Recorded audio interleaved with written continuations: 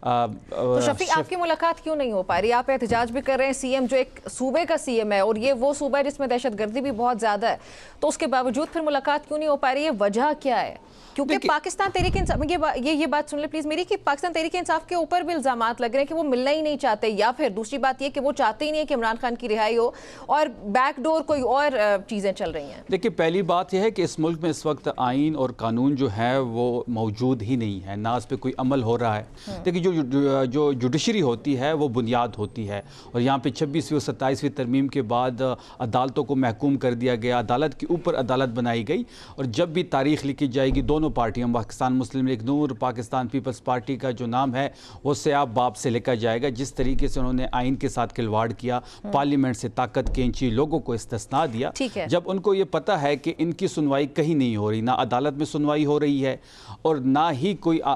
قانون اور آئین جو ہے اس کو سزا دے رہے، تو وہ اتنا تگڑا ہو گیا ہے کہ وہ کسی چیز کو ملحوظ خاطر نہیں لاتا۔